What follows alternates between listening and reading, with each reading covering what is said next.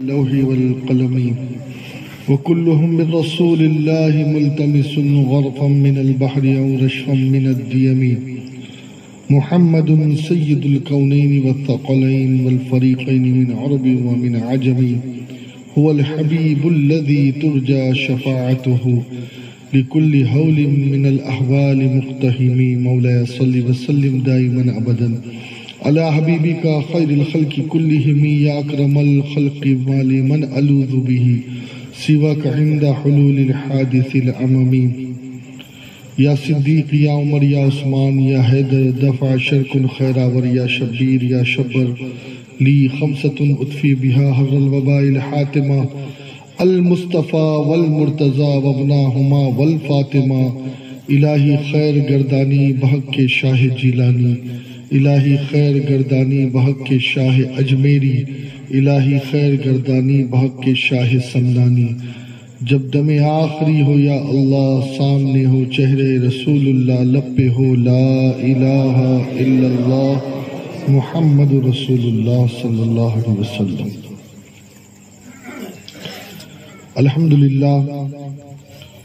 الحمد للہ منشی الخلق من عدم ثم الصلاة والمختار في القدم والآل والصحب ثم التابعين لهم أهل التقى والنقى والحلم والكرم أما بعد فأعوذ بالله من الشيطان الرجيم ببركة بسم الله الرحمن الرحيم لقد من الله على المؤمنين إذ بعث فيهم رسولا صدق الله المولانا العظيم منبر رسول پر رونق افروز علماء ذوی الاحترام مداحین مصطفیٰ حفاظ کرام میرے سامنے بیٹھے بزرگوں نوجوان ساتھیوں پیارے بچوں انتہائی پردے میں رہ کر مجھے سننے والی عفت مآب خواتین اسلام السلام علیکم ورحمۃ اللہ وبرکاتہ جیسے میں درود و سلام پڑھاؤں میرے ساتھ مل کر بآواز بلند پڑھیں الصلاۃ والسلام علیکہ یا رسول اللہ الصلاۃ والسلام علیکہ یا حبیب اللہ الصلاۃ والسلام علیکہ یا نبی اللہ الصلاۃ والسلام علیکہ یا نور اللہ وعلى آلك وأصحابك يا حبيب الله صلى الله تعالى عليك وسلم عرش کی عقل دنگ ہے چرخ میں آسمان ہے جانے مراد اب کدھر ہائے تیرا مکان ہے فرش پہ طرفہ دھوم دھام عرش پہ تازہ چھیڑ چھاڑ کان جدھر لگائی یہ تیری ہی داستان ہے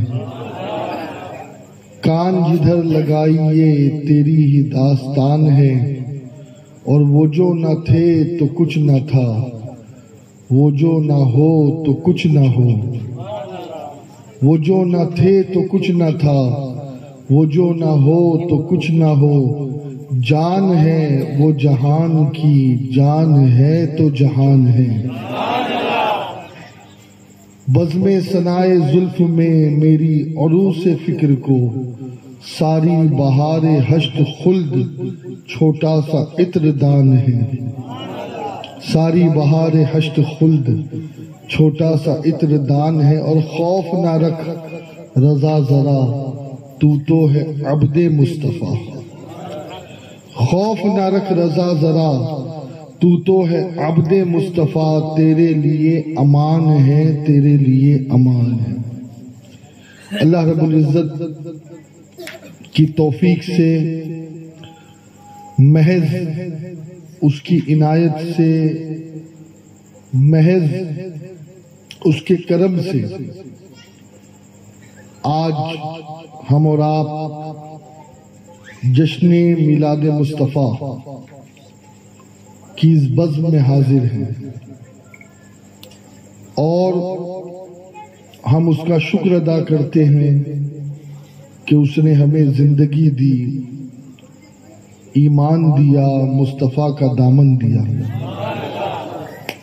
ایسی مجلس میں بیٹھنے کی توفیق دی، اور اس میں بھی سب سے بڑی بات یہ کہ ایسی محفل میں بیٹھ کر خاموش رہنے کی توفیق دی، اس لیے کہ اس محفل میں تو فرشتے بھی آ کر کے خاموش ہو جاتے ہیں، اس لیے کہ بات جن کی ہے اور جس کی طرف یہ محفل منسوب ہے وہ ایسی ذات ہے کہ صرف اللہ ہی نہیں، اللہ کے فرشتے بھی جن سے محبت کرتے ہیں،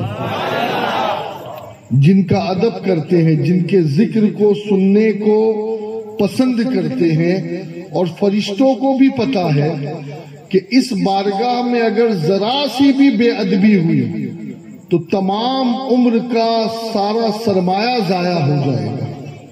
آپ کو معلوم ہے اللہ کے نبی صلی اللہ علیہ وسلم جب معراج سے لوٹ رہے تھے تو لوٹتے وقت اللہ کے نبی صلی اللہ علیہ وسلم نے ایک فرشتے کو دیکھا زمین پر کوہ قاف میں، اس کے پر کٹے ہوئے تھے اور وہ نبی سے فریاد کر رہا تھا۔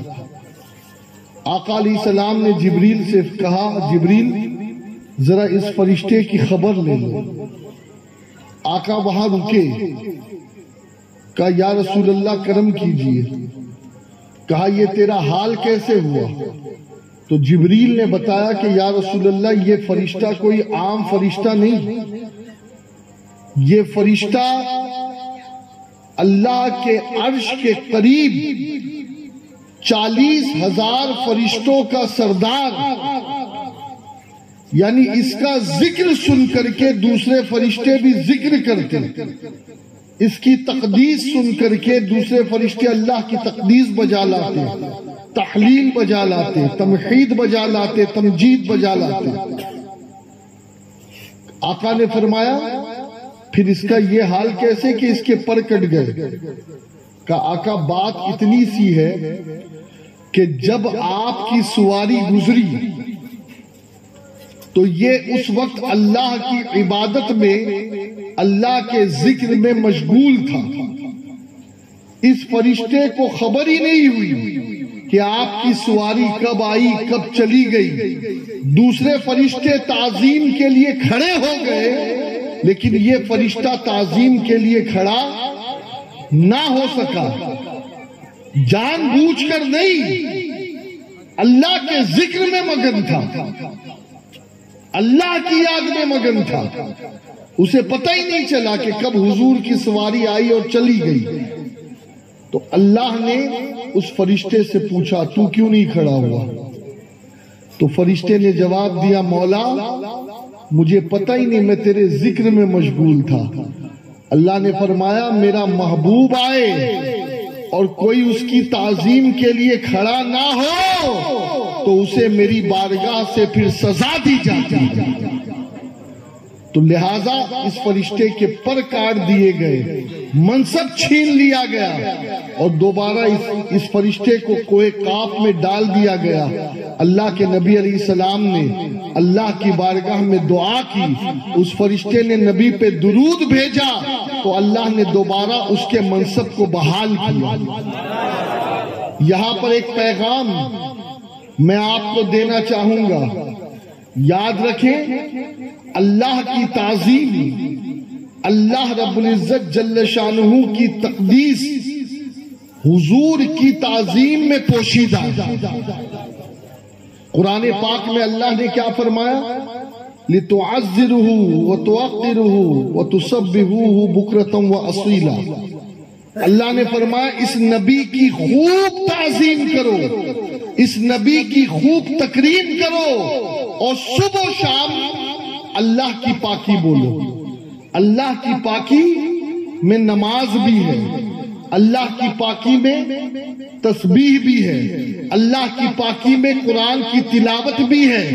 گویا بتایا یہ جا رہا ہے کہ پہلے نبی کا ادب ہے پہلے نبی کی محبت ہے، پہلے نبی کا رسپیکٹ ہے، اور پھر اللہ کی عبادت ہے۔ اگر کوئی نبی کے عشق کو، نبی کے ادب کو، نبی کی عزت اور تکریم کو چھوڑ کر اللہ کی عبادت کرے گا تو ایسی عبادت اس کے منہ پہ مار دی جائے گی۔ اور ایک حدیث جو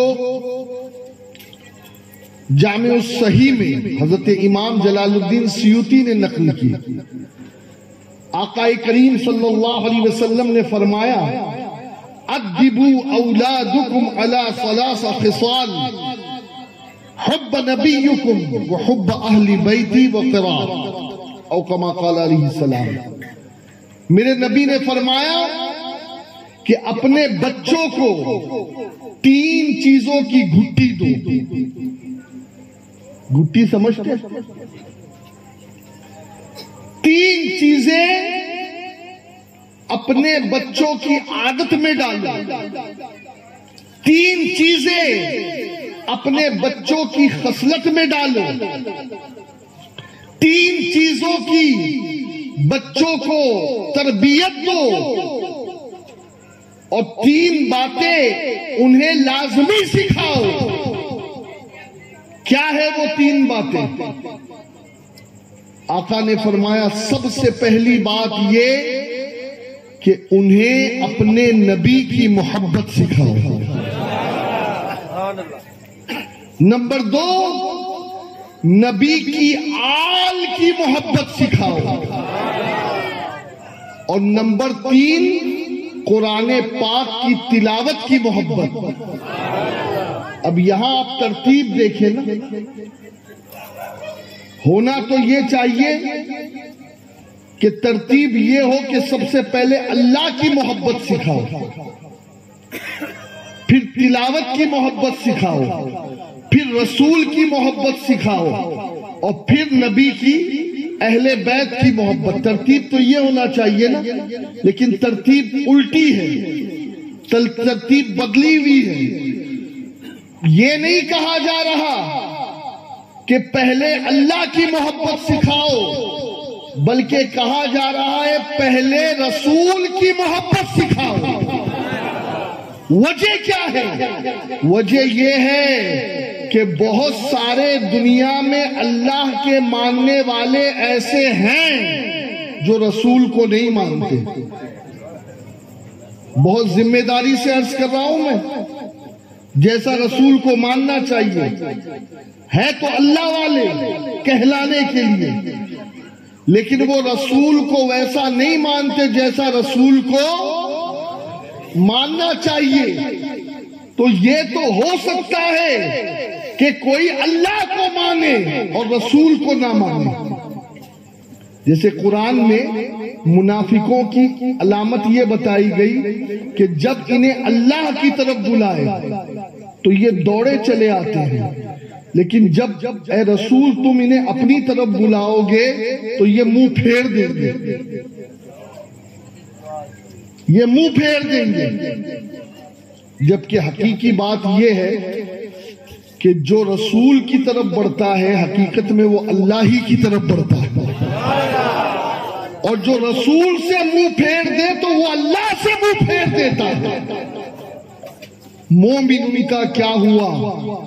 اللہ اس کا ہو گیا، کافر اس سے کیا پھرا، ان سے کیا پھرا، اللہ ہی سے پھر گیا۔ تو یاد رکھیں منافق کی علامت یہ ہے کہ اللہ کے پاس آنے اسے تکلیف نہیں ہے، لیکن اسے رسول کے پاس آنے میں بولو نا تکلیف ہے۔ اب آپ دیکھیں کہ ہو سکتا ہے کہ کوئی اللہ کا ماننے والا ہو اور وہ رسول کا منکر ہو، وہ رسول کی تعظیم کا منکر ہو، وہ رسول کی توقیر کا منکر ہو، جیسا کہ شیطان اللہ کا ماننے والا تھا یا نہیں؟ اے اللہ تو تیرا سجدہ کرا تو اتنا کروں گا کہ زمین کا ایک حصہ بھی باقی نہیں رہے گا۔ لیکن تو اگر کہے گا کہ تیرے رسول کو میں سجدہ کروں، وہ تعظیم کا سجدہ تھا، تو اس نے کہا کہ یہ مجھ سے نہیں ہوگا۔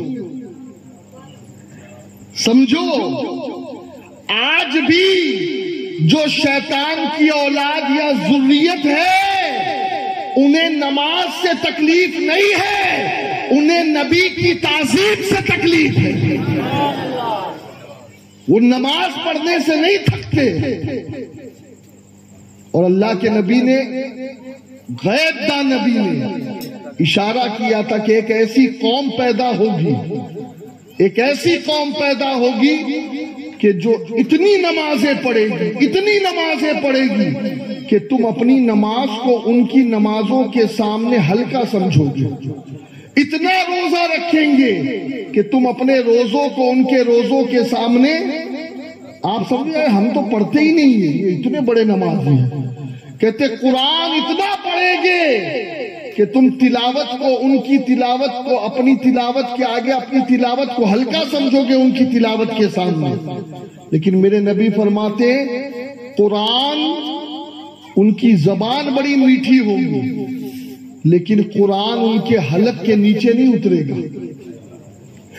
صرف حلق تک رہے گا، آواز اچھی ہوگی۔ اور میرے نبی نے فرمایا وہ دین سے ایسے نکل جائے گے جیسے تیر کمان سے نکل جاتا ہے۔ بلکہ میرے نبی نے فرمایا حضرت مولا کائنات علی مرتضیٰ سے کہ علی، ایک زمانہ ایسا بھی آئے گا کہ جب مسجدیں بھری ہوگی، بھری، لیکن ان میں ایک بھی نمازی نہیں ہوگا، نمازی ہوگے لیکن ان مسجدوں میں، ان نمازیوں میں ایک بھی ایمان والا نہیں ہوگا۔ ہاں، ہر نمازی ایمان والا نہیں ہوتا، ہر مسجد میں آنے والا نہیں ہوتا، ایمان والا وہی ہوتا ہے جو میرے نبی کی تعظیم کرنے والا ہوتا ہے۔ اچھا، اب آپ دیکھیں انشاءاللہ میں اس پر واپس آؤں گا۔ یہ جو سجدہ ہے نا، یہ کیسا سجدہ تھا؟ 3 باتیں میرے نبی نے فرمائی۔ پہلی بات، اپنی اولاد کو نبی کی محبت سکھاؤ۔ حضور آپ کی محبت پہلے کیوں، اللہ کی محبت کیوں نہیں؟ ترتیب تو یہی بتا رہی ہے۔ تو میرے نبی غیب سے اشارہ دیں گے کہ ایسا ہو سکتا ہے کہ جو اللہ سے محبت کرنے والا ہو وہ مجھے نہ مانے، وہ میرا منکر ہو۔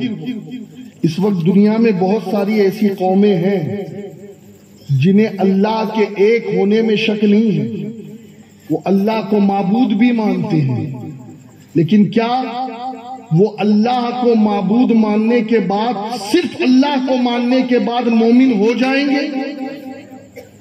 لا الہ الا اللہ پڑھنے سے مومن ہو جائیں گے؟ بھئی آواز نہیں آ رہی ہے۔ کیوں؟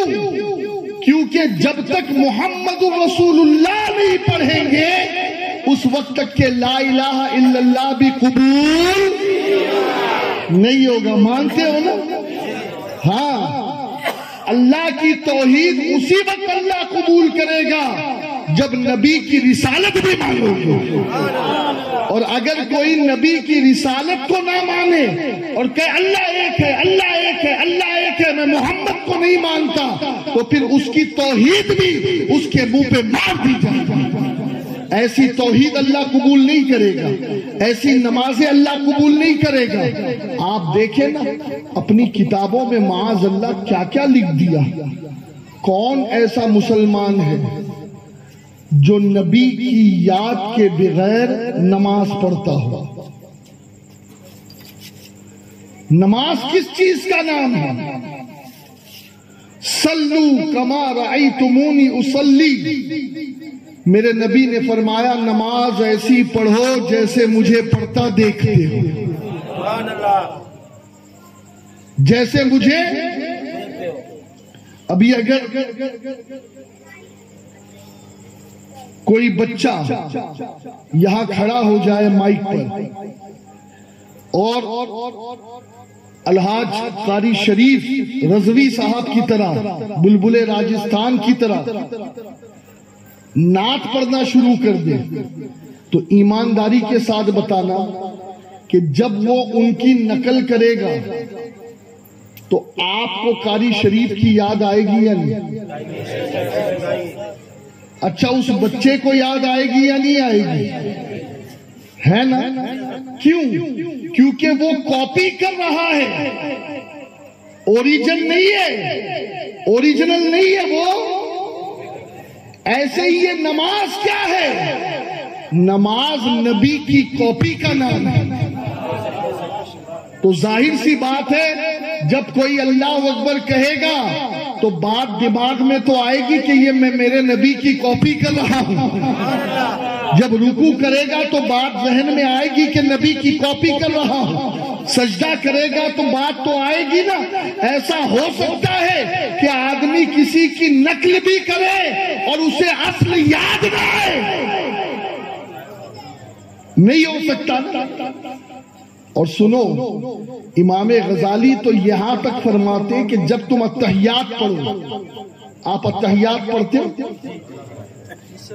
پھر ہم اتحیات میں پڑھتے ہیں السلام علیکہ ایھا النبی ورحمۃ اللہ وبرکاتہ۔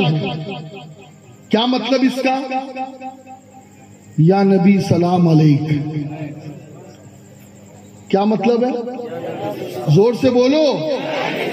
ہاں، جو عربی جانتا ہے نا، جو عربی کا تھوڑا سا بھی گرامر جانتا ہے، السلام علیکہ، یہ جو کا ہے یہ حاضر کے لیے۔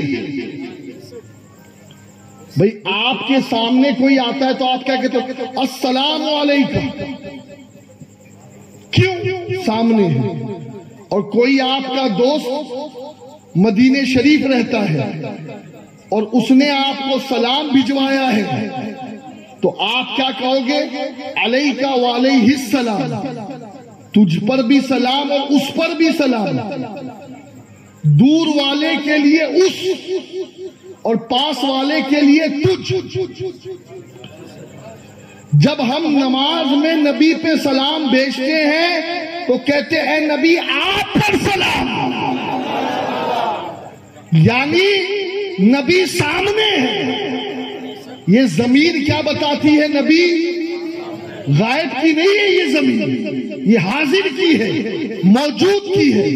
اور یہیں پر رک کر کے میں ایک بات بتا دوں، ہمارا کلمہ کیا ہے؟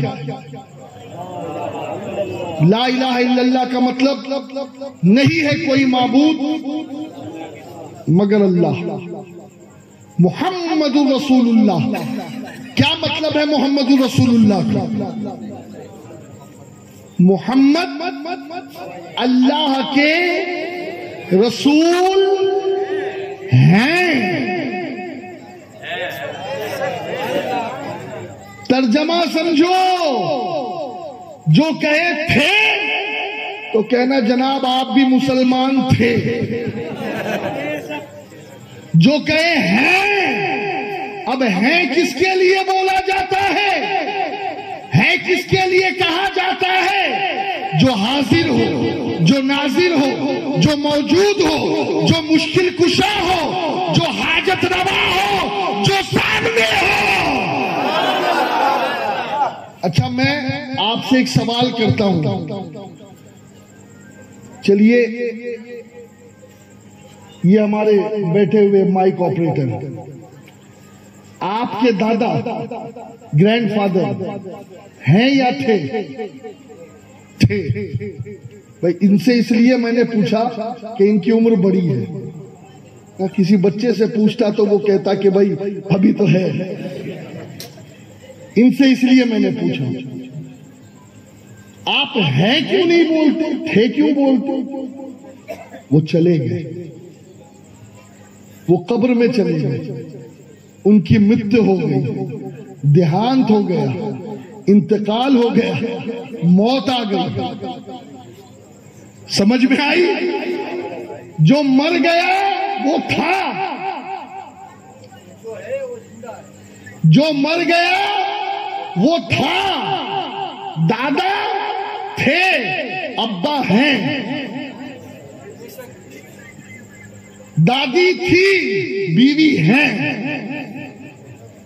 کیوں؟ کیونکہ جو سامنے ہے، جو زندہ ہے اس کے لیے ہیں، اور جو مر گیا اس کے لیے تھے۔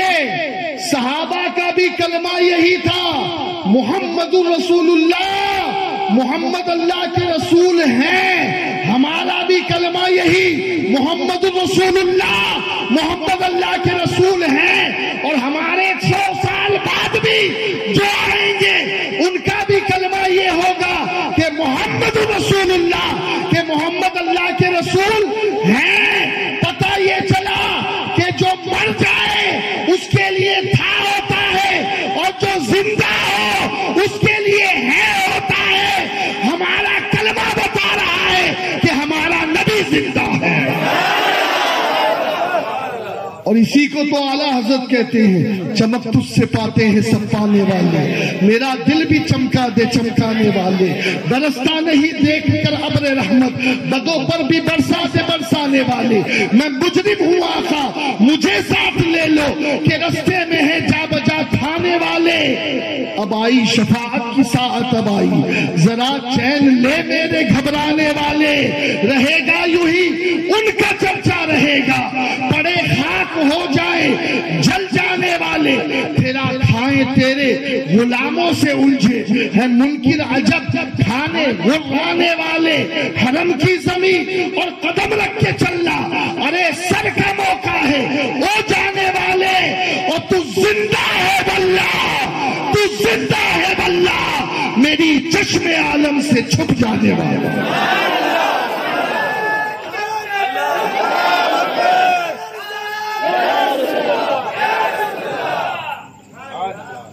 سمجھو لا الہ الا اللہ پہلے ہے، محمد رسول اللہ بعد میں ہے، لیکن میرے نبی نے کہا کہ سب سے پہلے اپنے بچوں کی گھٹی میں میری محبت پلاؤ، اس لیے کہ ہو سکتا ہے اللہ کا ماننے والا رسول کو نہ مانے، جیسا کہ ہم دیکھتے ہیں، لیکن ایسا نہیں ہو سکتا کہ جو رسول کو مانے وہ اللہ کو نہ مانے۔ بھئی رسول کو کون کون مانتا ہے؟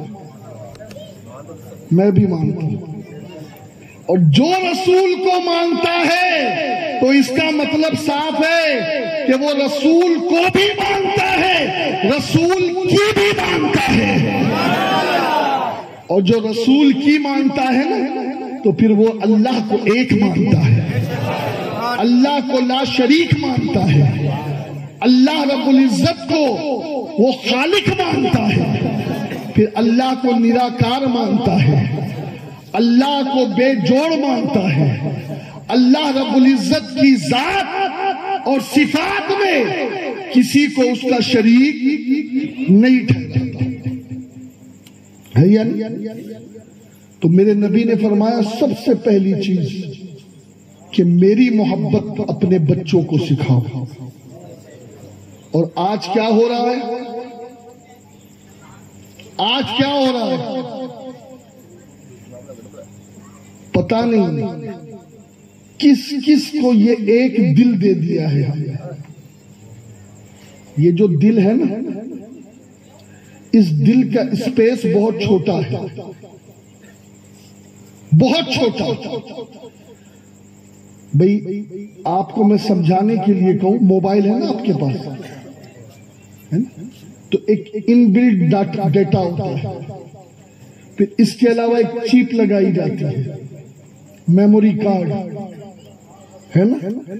اب وہ جو میموری کارڈ ہوتی ہے اس کی ایک لیمٹ ہوتی ہے، آپ نے ویڈیو بھر دیا، کتابیں بھر دی، لائبریری بھر دی، بہت ساری چیزیں اس میں آ گئی، تو ایک وقت آتا ہے وہ بول پڑتا ہے میموری از فل،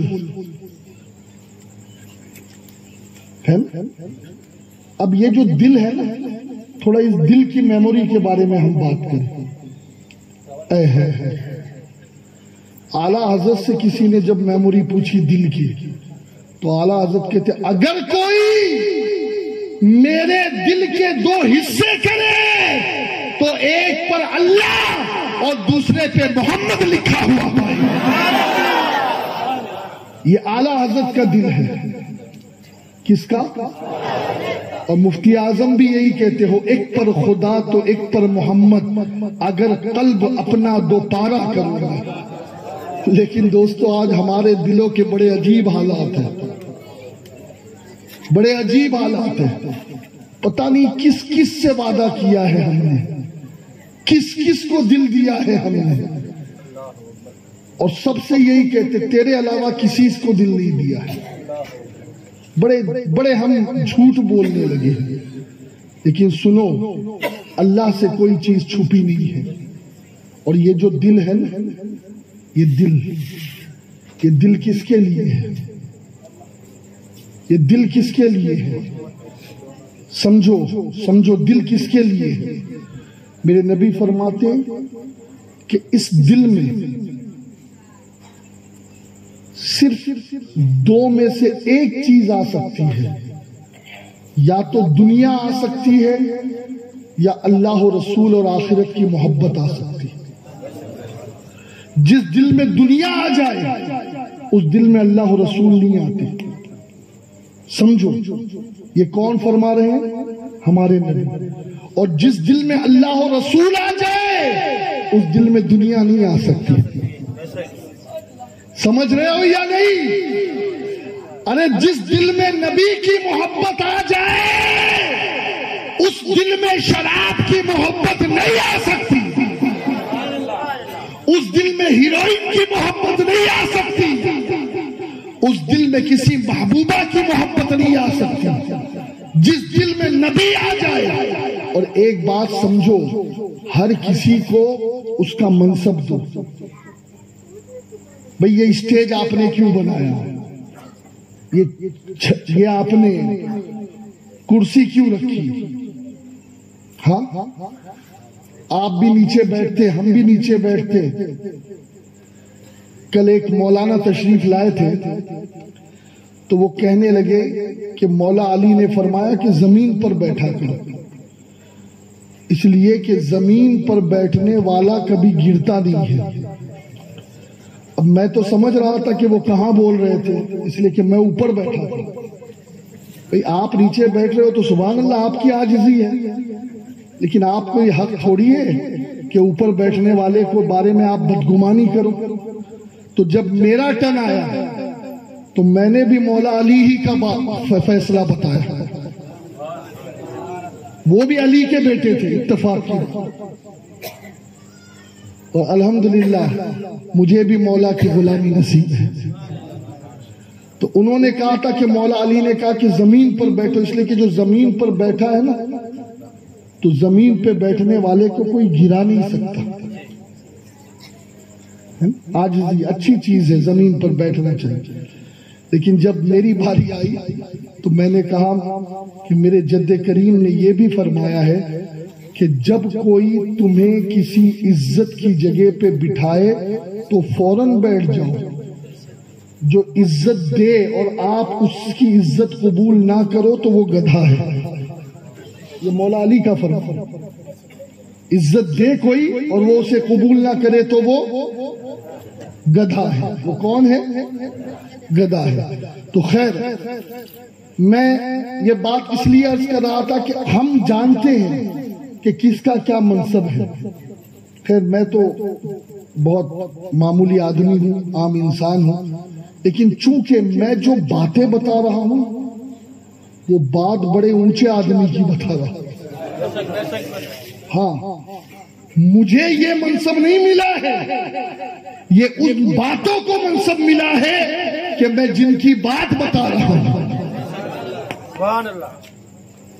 آپ نے یہ نہیں کہا کہ نہیں بھائی ہم تو پبلک میں بٹھائیں گے ان کو، نہیں. پھر یہ علماء، یہ اسٹیج، ہاں یہ چونکہ یہ آپ کو قرآن پڑھاتے ہیں، آپ نے جن سے قرآن سیکھا، جو آپ کے امام ہیں، آپ کے نئے اماموں کو اپنے برابر نہیں بٹھانا چاہیے، ان کو اوپر بٹھانا چاہیے. ٹھیک، اس کو مسند کہتے ہیں. کیا کہتے ہیں؟ زور سے بولے نا، مسند.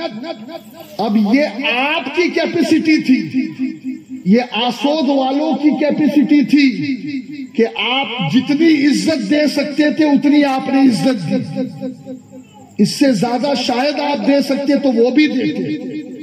تو ہر آدمی کی، ہر کسی کی کیپیسٹی الگ الگ ہوتی ہے. اب اللہ کی شان،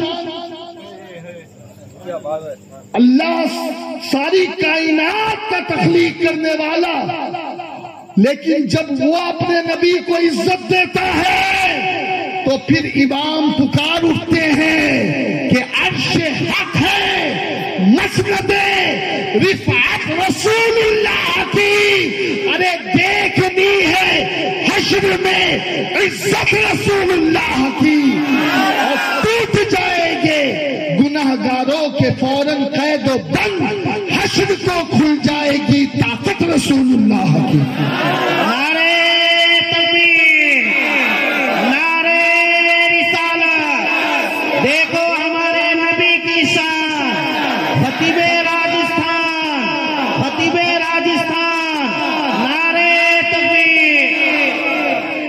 تو میں عرض یہ کر رہا تھا کہ آپ منصب کے حساب سے لوگوں کو بٹھاتے ہیں، ہے نا؟ جس کا جو اسٹیٹر ہو، جس کا جو مقام ہو، جس کا جو منصب ہو. قیامت کا دن ہوگا، اللہ رب العزت جل شانہ 2 کرسی لگائے گا. ایک کرسی پر اللہ حکم دے گا اے محمد آپ بیٹھے. توجہ ہے؟ لیکن حضور کرسی پہ نہیں بیٹھیں گے، حضور سجدے میں گر جائیں گے اور میرے نبی اللہ کی حمد بیان کریں گے.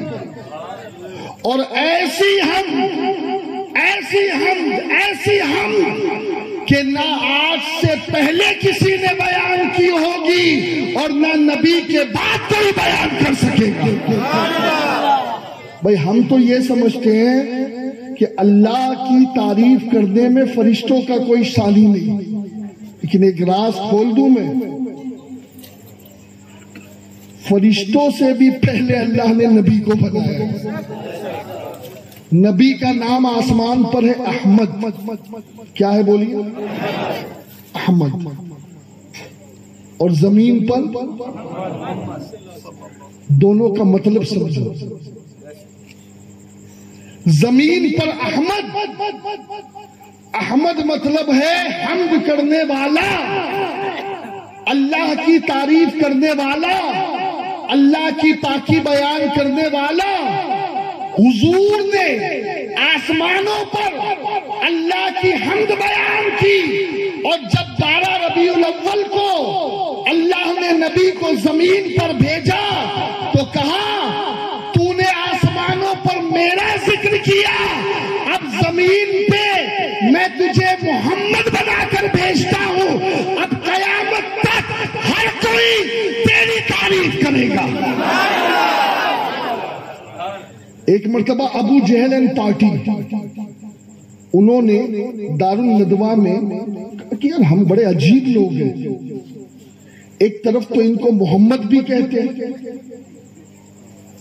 اور دوسری طرف ان کی برائی بھی کرتے ہیں. سمجھ میں آ رہی ہے نہیں بات؟ ایک طرف ہم انہیں بھئی یا تو محمد مت کہو، اس لیے کہ محمد کا بھئی وہ تو عربی والے تھے، ہو سکتا ہے ہمارے راجستھان والوں کو محمد کا مطلب نہ پتا ہو، لیکن وہ تو عرب میں پیدا ہوئے تھے، وہ تو عربی جانتے تھے کہ محمد کا مطلب کیا ہے. تو انہوں نے کہا کہ یا تو انہیں محمد مت بولو اور یا تو ان کی برائی مت کرو. تو کسی نے مشورہ دیا کہ آج سے ہم ان کو کہیں گے مزمم، معاذ اللہ. بولو معاذ اللہ. مزمم کس کو کہتے ہیں؟ کہ جس کی سب سے زیادہ مذمت کی گئی ہو، مذمت جس کی سب سے زیادہ برائی کی گئی. استغفر اللہ. بھئی دل میں بغض تھا حضور کا. اب بات میرے نبی تک پہنچے. تو میرے نبی نے فرمایا وہ کوئی مذمم ہوگا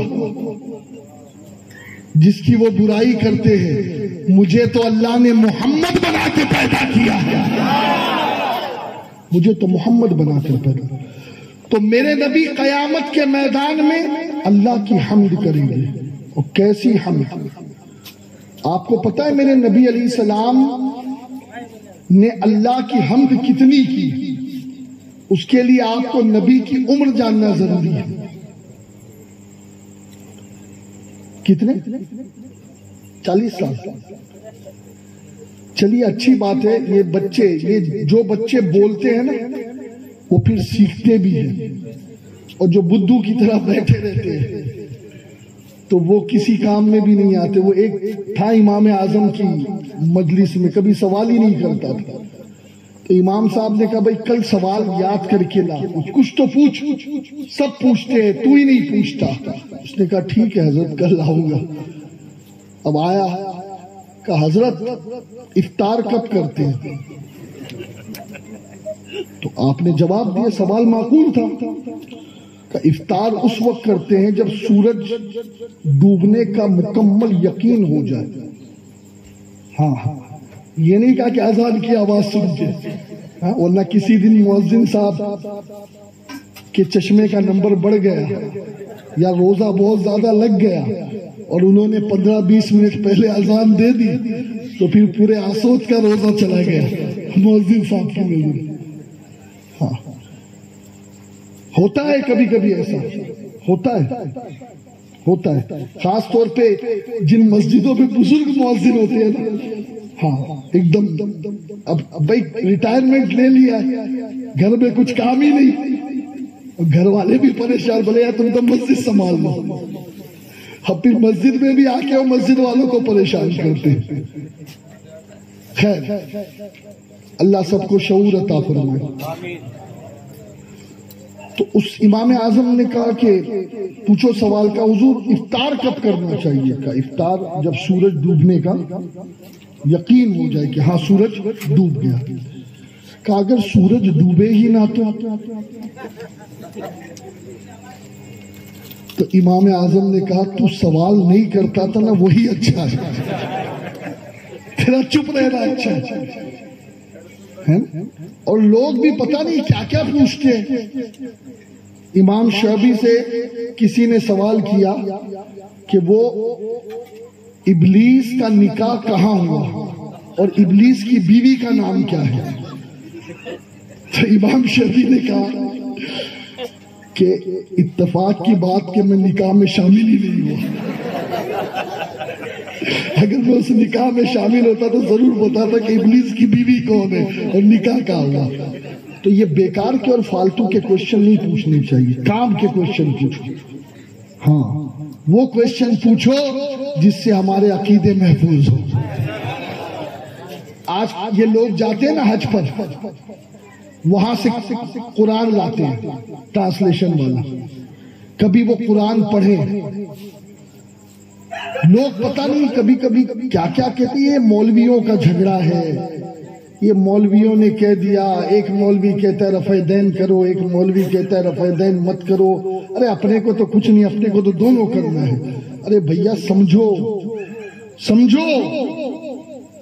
یہ جو قرآن تمہارے گھروں میں ہوگا، جو آپ سعودی سے لائے ہیں، حج سے لائے ہیں، وہاں اگر کوئی کنز الایمان لے کر جائے تو کچرے کے ڈبے میں پھینک دیتے ہیں.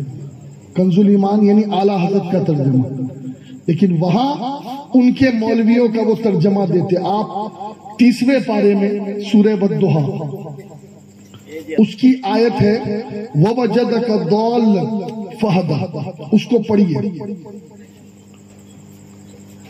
کیا لکھا ہے معلوم ہے؟ ظالموں نے، اور اے محمد ہم نے تمہیں بھٹکا ہوا پایا تو اپنی راہ دی. بھیا نبی ہی اگر بھٹکا ہوا ہے تو کیسے راہ پا؟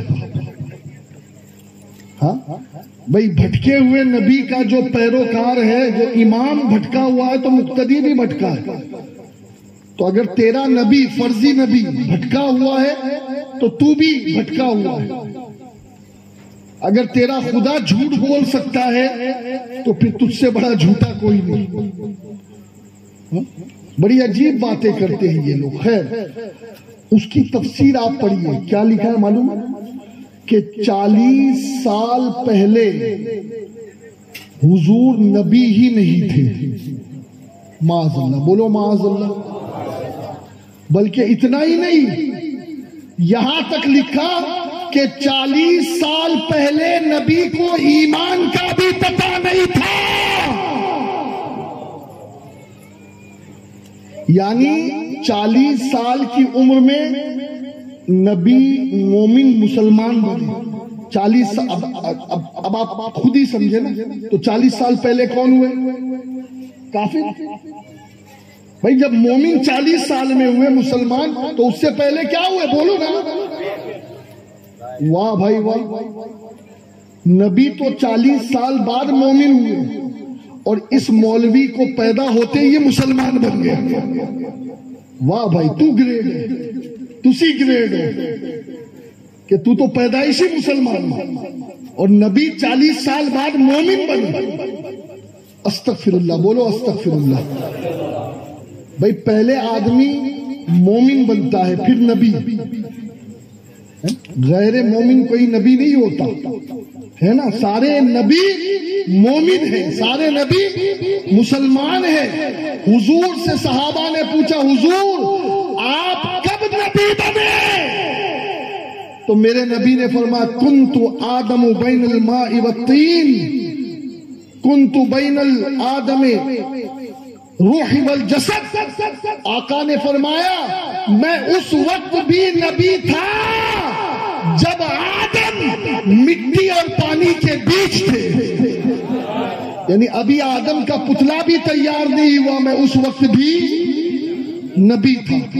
میں اس وقت بھی نبی تھا، لیکن ابھی بھی عمر سلیکٹ نہیں ہوئی. بھائی جیسے آپ میں سے کوئی اٹھے، ابھی کون سا آپ نے جشن منایا آزادی کا؟ 75واں 15 اگست کو. ہاں یہی تو ہے گورکھ دھندا. یہ 76واں تھا، لیکن کسی نے اتنا گھمایا کہ سب کو ایک سال پیچھے کر دیا اور دیش تو پتہ نہیں کتنا پیچھے ہو گیا. 76واں تھا. اب کسی کی عمر 90 سال ہو اور وہ کہے کہ جنگ آزادی کے وقت میں بھی موجود تھا، تو کیا اس کی عمر 76 سال ہے؟ نہیں. اس کا مطلب وہ 100 سال سے بھی بڑا ہوگا، لیکن اس وقت اس کا ہوش تھا. نبی فرما رہے کہ جب آدم کا پتلا تیار ہو رہا تھا میں اس وقت بھی نبی تھا. اب ہم نبی کی مانے یا ان ذلیلوں کی مانے؟ یہ ذلیل کہتے کہ 40 سال بعد نبی بنے، اور نبی کیا فرما رہے کہ 40 سال اور بچپنا تو دور، جب آدم نہیں پیدا ہوئے تھے میں اس وقت بھی نبی تھا. اس وقت نبی بنا نہیں. بلکہ ابھی ایک اور راز کھولوں میں، کیونکہ حضور کی عمر کا اگر اندازہ کچھ ہو جائے نا تو پھر ہمیں یہ بھی اندازہ ہوگا کہ حضور نے اللہ کی عبادت کتنی کی. کچھ لوگوں کو پتہ نہیں شیطان کے آگے کوئی عبادت گزار دکھتا ہی نہیں. وہ کہتے شیطان نے اتنی نمازیں پڑھی، اتنا سجدہ کیا کہ اگر پوری زمین کو پھیلا دیا جائے اس کے سجدے کو زمین پر تو کوئی چپا چپا نہ بچے. میں کہتا یار عجیب بات ہے، کبھی غوث پاک کی بھی تو عبادت کی بات کر. جب دیکھو شیطان کی عبادت. اس میں ٹینشن کی بات نہیں ہے. ہر آدمی کو اس کے بڑے کی تعریف کرنے کا حق ہے. سمجھ رہے؟ تو اگر کبھی آپ ان سے سنو کہ وہ شیطان کی تعریف کرے، اچھا بڑا عجیب لوگ ہیں یہ. کہتے شیطان کو ما کان و ما یکون کا علم ہے، شیطان کو غیب کا بھی علم ہے. وہ کہتے شیطان ہر انسان کے ساتھ ہے، شیطان حاضر ہے، لیکن اگر یہی عقیدہ ہم ان سے کہیں کہ اگر ہم نبی کے بارے میں رکھے تو کہتے شرک۔ اب سمجھو، ہر ایک اپنے بڑے کی بڑائی کرتا ہے، بات صرف اتنی ہے کہ ان کا بڑا شیطان ہے تو وہ اس کو سب کچھ سمجھتے ہیں، اور ہمارا بڑا ہمارا نبی ہے تو ہم کہتے سب سے اولا وہ اعلیٰ ہمارا نبی، سب سے بالا وہ والا ہمارا نبی، اپنے مولا کا پیارا ہمارا نبی، دونوں عالم کا دولہا ہمارا نبی۔ انبیاء سے کروں عرض کیا مالکو، کیا نبی ہے تمہارا ہمارا نبی؟ جیسے سب کا خدا ایک ہے ویسے ہی ان کا تمہارا ہمارا نبی۔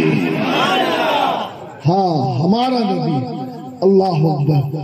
یہ اپنے بڑے کی بڑائی کرتے ہیں، لیکن سنو ہمارے نبی کے بارے میں ایک مرتبہ اللہ کے نبی نے جبریل سے پوچھا، جبریل ہاؤ اولڈ آر یو، تیری عمر کیا ہے؟ تو جبریل نے عرض کی یا رسول اللہ مجھے صحیح اندازہ نہیں ہے کہ میری عمر کیا ہے، لیکن ہاں چوتھے حجاب پر ایک تارا چمکتا تھا جو 70,000 برس کے بعد ایک بار چمکتا تھا۔ جیسے ایک بار چمکا، اب 70,000 برس گزرنے کے بعد سیکنڈ ٹائم چمکے گا، پھر 70,000 بار گزرنے کے بعد تھرڈ ٹائم چمکے گا۔ تو جبریل کہتے حضور اس تارے کو میں نے اپنی زندگی میں 72,000 مرتبہ دیکھا۔ کتنی مرتبہ؟ میں کہتا ہوں یہ کمپیوٹر کیا، امبانی کا بھی کمپیوٹر اڈانی کا بھی فیل ہو جائے گا، اور سوئس بینک کے سارے اکاؤنٹ پگلا جائے گا اس حساب کو کرتے کرتے۔ کیوں؟ اس لیے کہ بڑی لمبا حساب ہے، 72,000 برس، یعنی 70,000 سال بعد وہ ستارہ چمکتا تھا، اسے میں نے 72,000 مرتبہ دیکھا۔ اب آقا نے کیا فرمایا؟ آقا نے فرمایا جبریل واللہ انا ذالک کوکب، اے جبریل وہ جو تارا چوتھے حجاب پر تو دیکھتا تھا وہ کوئی اور نہیں، وہ تیرا نبی محمد تھا۔ اب یہاں ایک بات بتاؤں میں، جبریل سے زیادہ نبی کے قریب کون ہوگا؟ کون ہوگا؟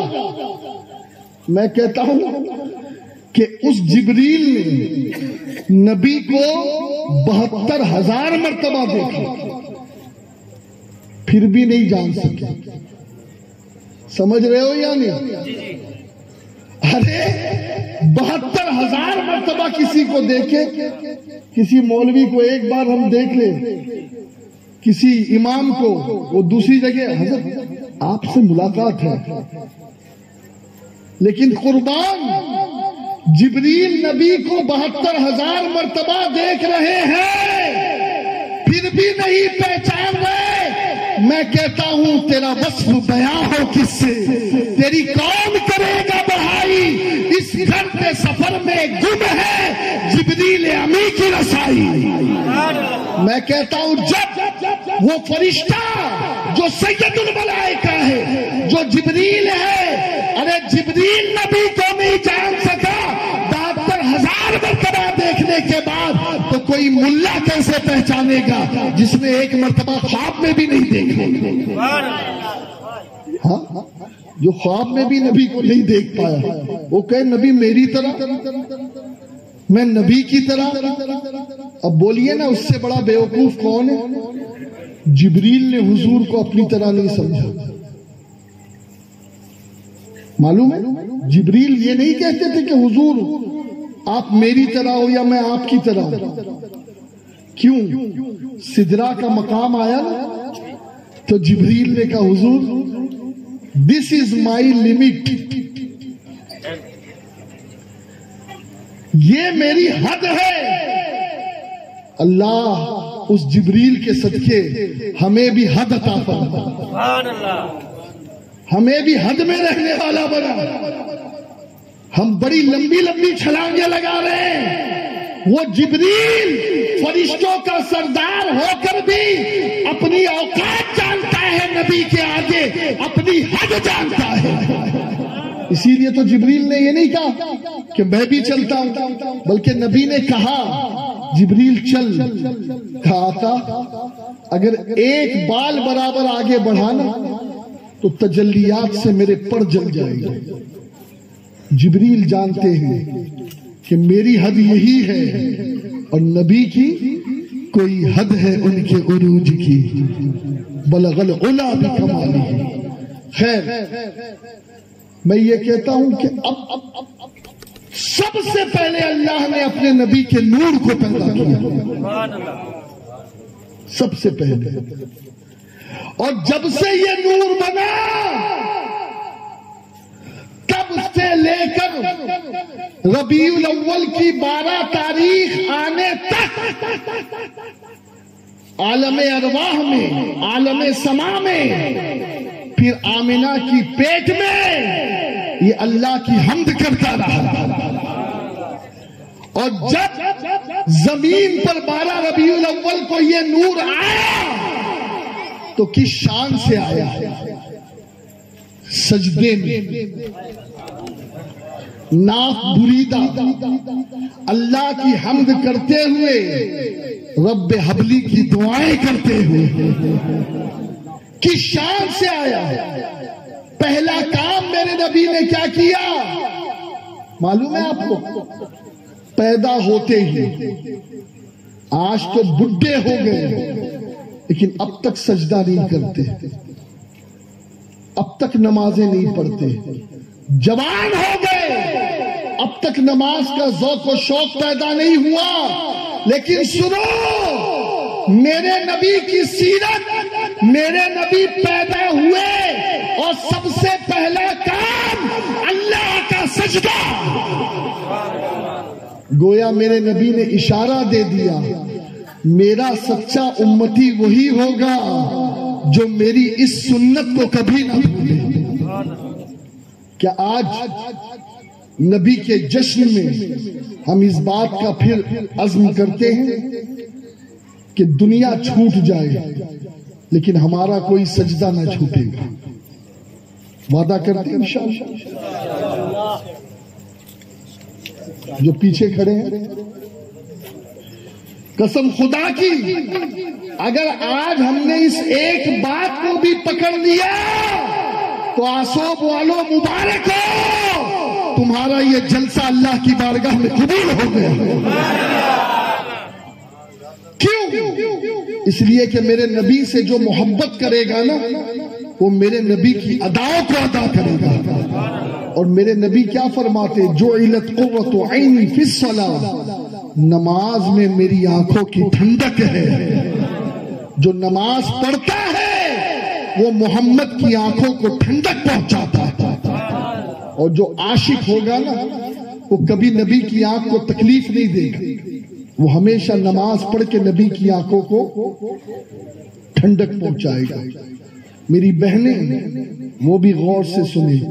سیدہ فاطمہ الزہرا سلام اللہ علیہا وہ قرآن پڑھنے کی ماہر، ایسا قرآن پڑھتی کہ چکی کا پاٹ اور چکی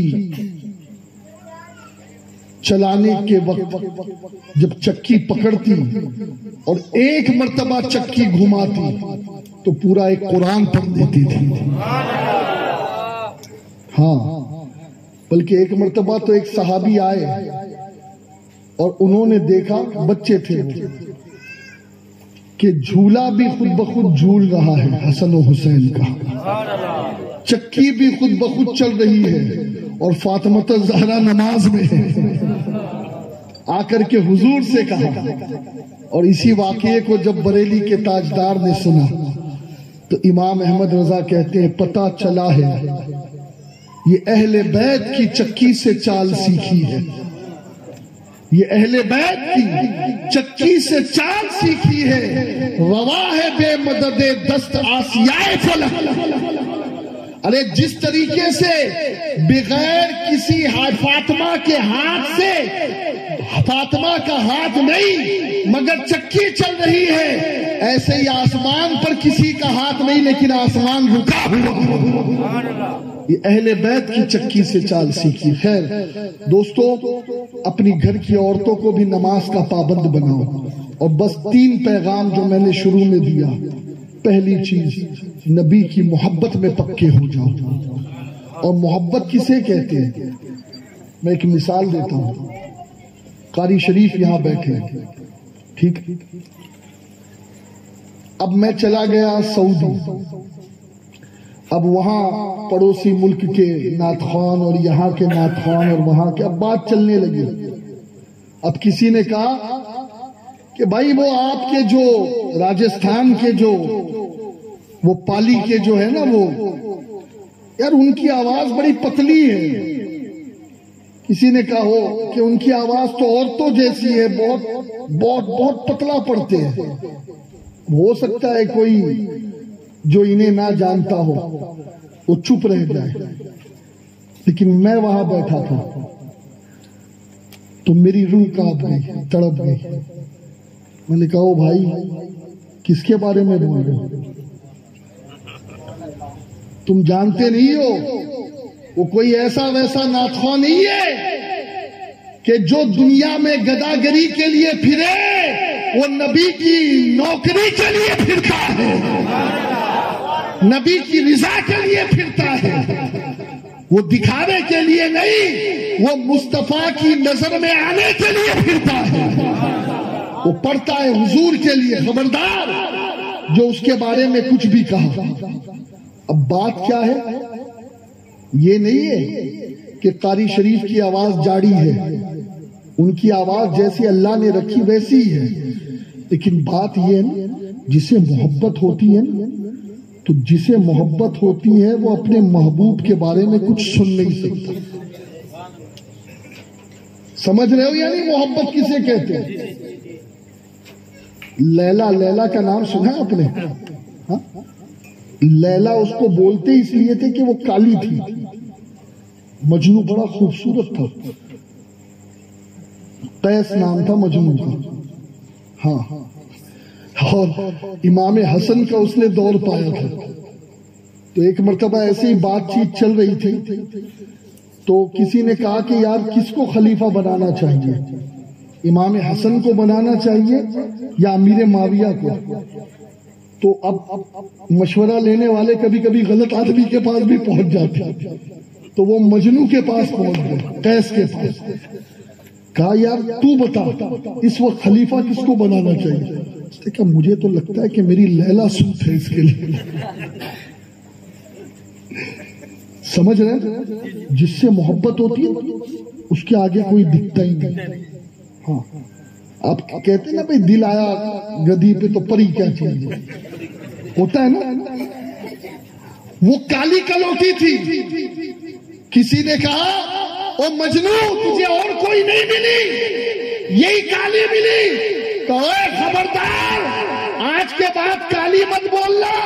میری لیلا کو دیکھنا ہے تو میری آنکھوں سے دیکھ، تجھے پتا چلے گا کہ پورے دنیا میں اس سے زیادہ کوئی خوبصورت ہے ہی نہیں.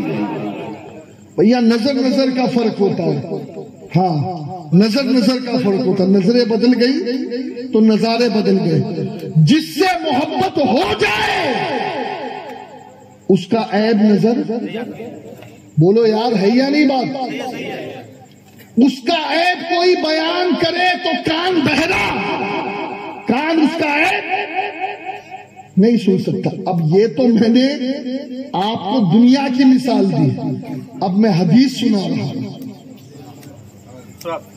حضرت ابو ہریرہ راوی میرے نبی نے فرمایا کہ کسی کی محبت آدمی کو اندھا اور بہرا کر دیتی ہے.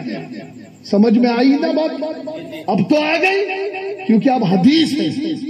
پہلے آپ منع بھی کر سکتے تھے کہ سید صاحب میں آپ کی بات سے اتفاق نہیں کرتا، لیکن اب کوئی منع کر کے تو بتائے. کسی مولوی میں دم ہو تو آئے، منع کر کے بتائے، اس لیے کہ اب حدیث بیان کر رہا ہے.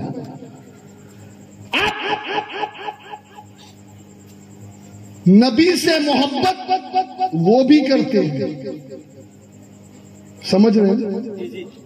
وہ جو سلام نہیں پڑھتے، جو درود نہیں پڑھتے، جو جشن میلاد نہیں مناتے، جو نبی علیہ السلام کی بارگاہ میں کھڑے ہو کے یا نبی سلام علیک نہیں پڑھتے، جو نبی کو علم غیب والا نہیں مانتے، جو نبی کی تعظیم نہیں کرتے، جو نبی کو مر کر مٹی میں مل گیا مانتے معاذ اللہ، وہ بھی کہتے ہیں کہ ہم بھی نبی سے محبت کرتے ہیں، اور ہم بھی کہتے ہیں کہ ہم بھی نبی سے محبت کرتے ہیں. اب مجھے بتاؤ، تمہاری عدالت میں یہ فیصلہ ہے کہ محبت کرنے والے وہ ہیں یا ہم؟ سچے وہ ہیں یا ہم؟ ماننا پڑے گا کہ محبت تو ہم کرتے ہیں، اس لیے کہ ہم نبی میں نہ عیب دیکھتے ہیں نہ نبی کا عیب سنتے ہیں، اور اللہ نے ہمارے نبی کو تو بے عیب بنایا ہے. حضرت حسان کہتے ہیں وَأَحْسَنُ مِنْكَ لَمْ تَرَ قَطُّ عَيْنِي وَأَجْمَلُ مِنْكَ لَمْ تَلِدِ النِّسَاءُ خُلِقْتَ مُبَرَّأً مِنْ كُلِّ عَيْبٍ كَأَنَّكَ قَدْ خُلِقْتَ كَمَا تَشَاءُ. کہ یا رسول اللہ، اللہ نے آپ کو ہر حسین بنایا ہے. بولو سبحان اللہ. ایسا حسین کہ آپ جیسا آج تک میری آنکھوں نے نہیں دیکھتے، اور میری آنکھوں کا کیا ذکر، آپ جیسا بچہ تو کسی ماں نے پیدا ہی نہیں کیا، اور اللہ نے آپ کو ہر عیب سے پاک پیدا کیا. زور سے بولو، ہر عیب سے. آواز نہیں آئی آسود والو؟ ہر عیب سے، ہر عیب سے پاک پیدا کیا، اور جیسا آپ چاہتے تھے اللہ نے آپ کو ایسے بنایا ہے. اور سنو، سراج الہند حضرت شاہ عبدالعزیز محدث دہلوی اپنے فتاوے میں لکھتے ہیں ہم حضور کو کیسا مانتے ہیں. ابھی آپ نے سنا نا، جیسے میرے سرکار ہیں. بولو نا. ہم یہ نہیں کہتے حضور کو یہ نہیں پتا، حضور کو یہ نہیں پتا، حضور کو یہ نہیں پتا. ہم کیا کہتے ہیں؟ سنو، یا صاحب الجمال و یا سید البشر من وجهك المنیر لقد نفذ القمر لا يمكن الثناء كما كان حقه بعد از خدا بزرگ توئی قصہ مختصر. ہم کہتے ہیں اللہ کے بعد اگر ساری کائنات میں سب سے عزت والا کوئی ہے تو وہ محمد مصطفیٰ ہو. انہیں جانا، انہیں مانا، نہ رکھا غیر سے کام. للہ الحمد میں دنیا سے مسلمان گیا، آج لے ان کی پناہ، آج مدد مانگ ان سے، پھر نہ مانیں گے قیامت میں اگر مان گیا. جان و دل، ہوش و خرد سب تو مدینے پہنچے، تم نہیں چلتے رضا سارا تو سامان گیا. اور دوستو ایک بات میں آپ کو بتاؤں، میرے نبی کی ہر ادا کو 4 اماموں نے محفوظ کر لیا. ایک امام شافعی، ایک امام مالک، ایک امام احمد، اور ایک امام اعظم ابو حنیفہ. اور ان تینوں کے استاد امام اعظم ابو حنیفہ نعمان ابن ثابت ہیں، جن کے ماننے والے حنفی کہلاتے ہیں. کیا کہلاتے بولی؟ اور دیکھیں یہ جو نماز کے طریقے میں اختلاف آیا وہ کیسے آیا. تھوڑا سا علمی بات ہے، اس کو سن لیں اور پھر انشاءاللہ ہم صلاۃ و سلام پڑھیں گے. نبی علیہ السلام نے ارشاد فرمایا کہ قبرستان مت جاؤ، قبروں پہ مت جاؤ. کیا کہا بولی؟ زور سے بولو. یہ حدیث بخاری میں آج بھی موجود ہے. کون سی کتاب؟ اور حدیث صحیح ہے، حدیث ہے۔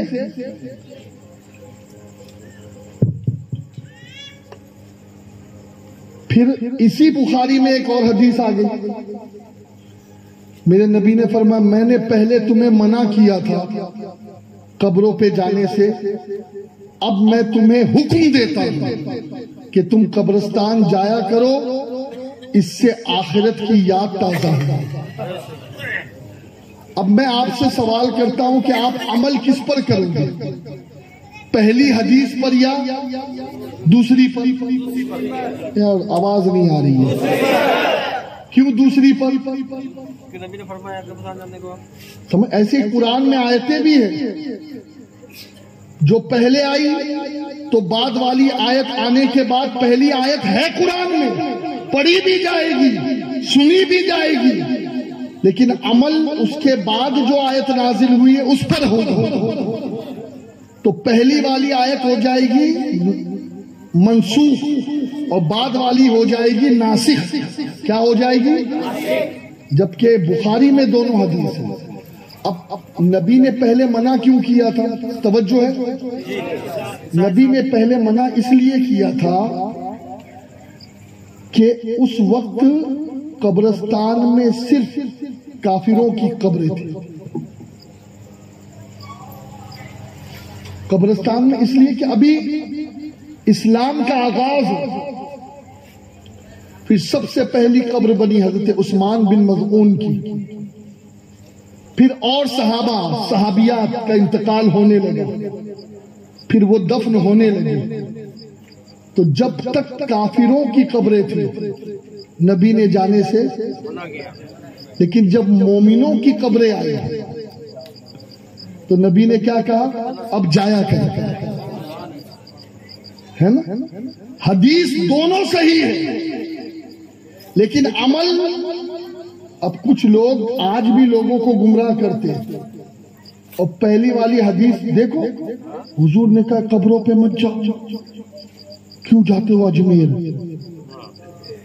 او جاہل، آدھی بات کر کے لوگوں کو گمراہ مت کر۔ جیسے وہ قرآن کی آیت پڑھتے ہیں نا، لا تقربوا الصلاۃ وانتم سکارا، نماز کے قریب مت جاؤ، نماز کے قریب مت جاؤ، لا حول، یہ تو کفر ہو جائے گا۔ پوری آیت پڑھ، وانتم سکارا، جب تم نشے میں ہو، جب نشہ اتر جائے پھر نماز پڑھو۔ سمجھ؟ ایسے ایک آیت قرآن میں اللہ فرماتا ہے کل انما انا بشر مثلکم۔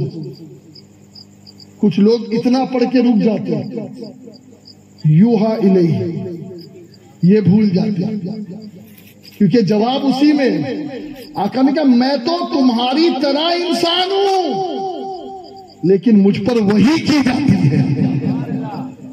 تو یہ وحی کی جاتی ہے، اس نے بتا دیا کہ آپ ہماری طرح انسان نہیں ہو، انسان نہیں، انسان وہ انسان ہے، یہ اس نے بتا دیا جو امام احمد رضا نے کہا اللہ کی سرتابہ قدم شان ہے، یہ انسان نہیں، انسان وہ انسان ہے۔ یہ قرآن تو ایمان بتاتا ہے انہیں، اور ایمان یہ کہتا ہے میری جان ہے یہ، حضور ایمان کی جان ہے۔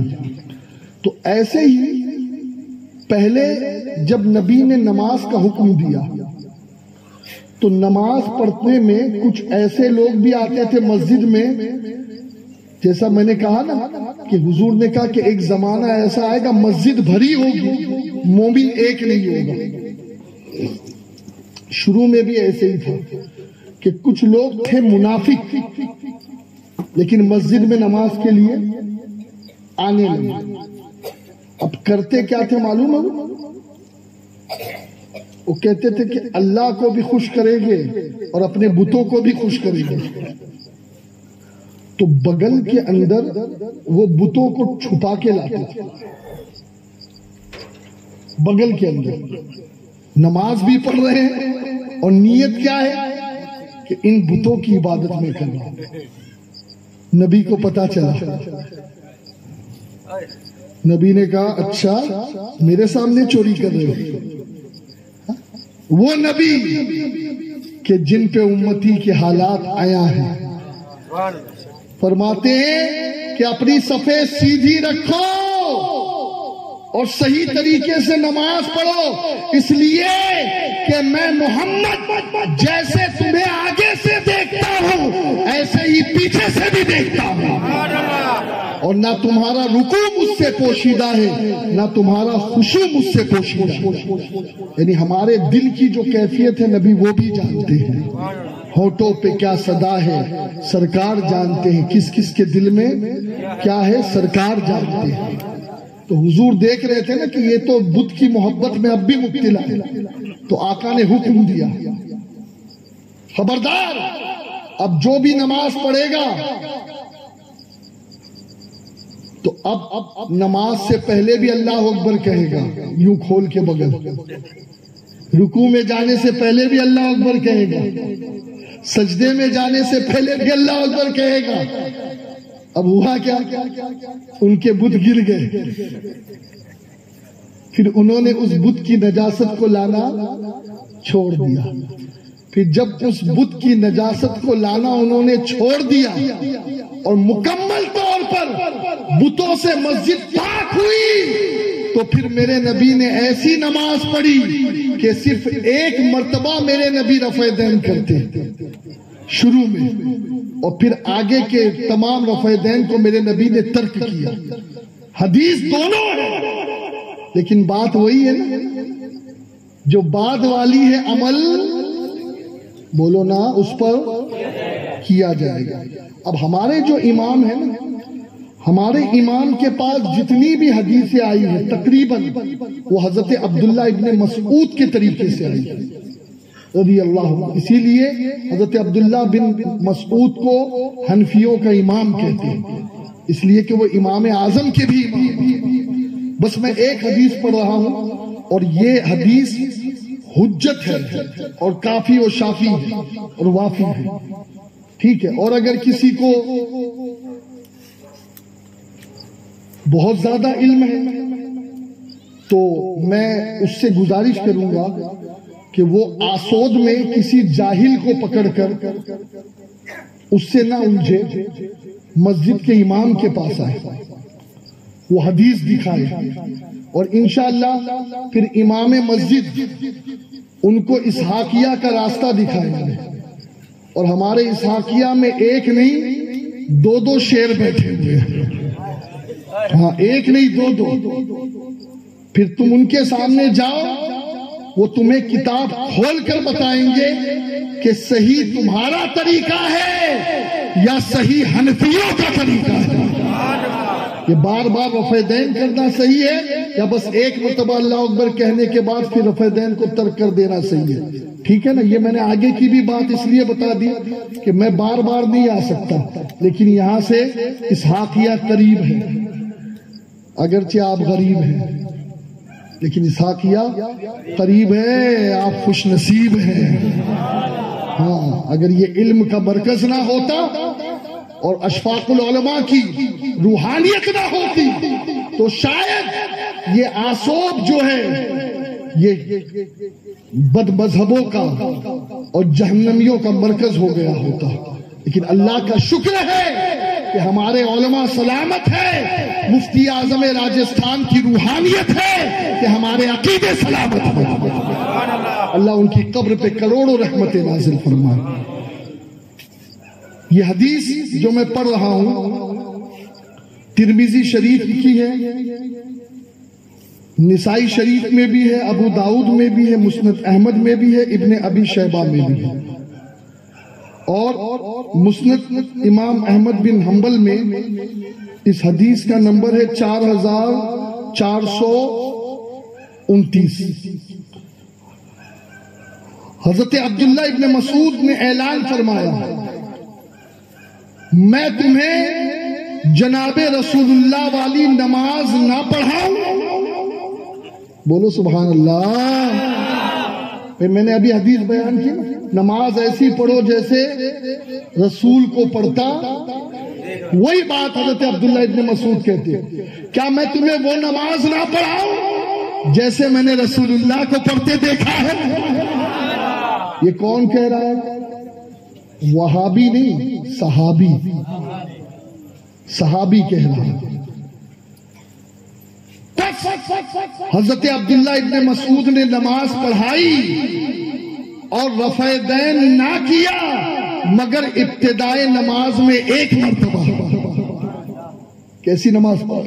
بس شروع میں حضرت عبداللہ ابن مسعود نے اللہ اکبر کہا اور پھر اس کے بعد رفع دین کے لیے ہاتھ نہیں اٹھایا۔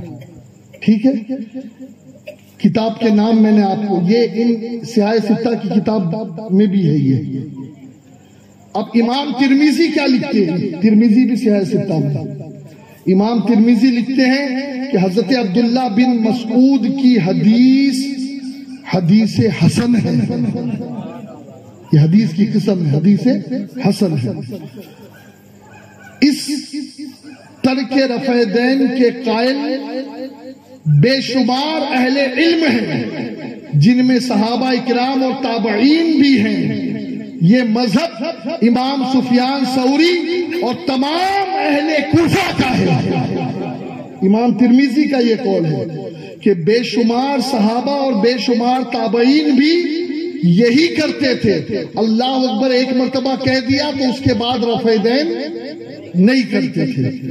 اور پھر یہی تابعین کا بھی مذہب، امام سفیان ثوری کا بھی اور اہل کوفہ کا بھی۔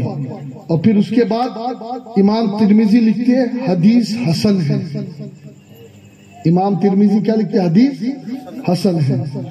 پھر محلی ابن حزم لکھتے ہیں کہ یہ حدیث صحیح ہے، اور جواہر النقی لکھتے ہیں کہ اس کے سب راوی صحیح مسلم کے راوی ہیں، یعنی جس روایت کی بنیاد پر صحیح مسلم کی حدیث صحیح ہے تو اسی طریقے سے اس کے راویوں کی وجہ سے صحیح مسلم کی حدیث کو جو درجہ حاصل ہے وہی درجہ اس حدیث کو بھی حاصل ہے۔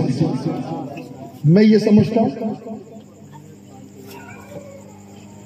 سمجھتا ہوں کہ آج کے لیے اتنا کافی ہے۔ دیکھیے بھائی، ڈشیں بڑی ہیں، کھانے کی ڈشیں بڑی ہے، لیکن ایک ہی ٹائم میں بریانی، کھورما، گلتی اور سب ایک ساتھ نہیں کھانا۔ آج کے لیے اتنا کافی ہے مولانا۔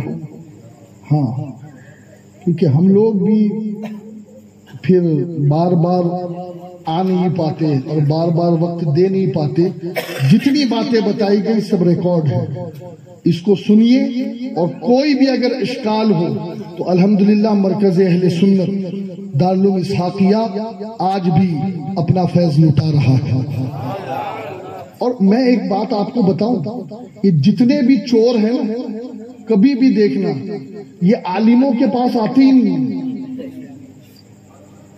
یہ پکڑے گئے اور رفع دین کرنا، رفع دین کیوں نہیں کرتا؟ ارے مجھے نہیں پتا، یہ دیکھ حدیث حضور نے رفع دین کیا، تو بھی کر۔ اس سے کہنا بھائی ایک کام کرنا، میں تو جاہل ہوں، تو اگر میرے امام کو سمجھا دے گا تو کتنا ثواب ملے گا؟ میں تو جاہل ہوں بھائی، تم مجھے ایک کو رفع دین کروائے گا تو ایک کا ثواب ملے گا، اور اگر امام صحابی تیرے طریقے پہ آ گئے تو پورے گاؤں کو ثواب ملے گا۔ تو بھیا تو چھوٹا کام کیوں کرتا ہے؟ سمجھ رہے ہیں؟ ہاں، اگر یہ سچا ہوگا تو آئے گا امام کے پاس، ٹھیک ہے نا؟ میں اپنے پاس نہیں بلا رہا ہوں، امام کے پاس بلا رہا ہوں، تاکہ امام بھی تو کسی حد تک کے امامت کا فرض ادا کرے۔ ہاں، امام کا منصب بڑا اونچا ہے، قیامت کے دن اللہ اماموں کے ساتھ لوگوں کو بلائے گا۔ ہاں، اماموں کے ساتھ ان کا حشر ہوگا، تو اس لیے اماموں کا بھی بڑا اونچا منصب ہے کہ وہ اپنی قوم کے عقیدے کی بھی اصلاح کرے اور اعمال کی بھی اصلاح کرے۔ اللہ تعالیٰ جو کچھ بھی میں نے بیان کیا، اگر بولنے میں کوئی غلطی ہو گئی ہو تو معاف فرمائے، اور جو بھی ٹوٹا پھوٹا میں نے بیان کیا ہے اللہ اسے میرے لیے نجات کا ذریعہ بنائے اور اللہ تعالیٰ دونوں جہان میں ذلت و رسوائی سے ہم سب کو محفوظ فرمائے. آمین بجاہ النبی الکریم علیہ افضل الصلاۃ و تسلیم.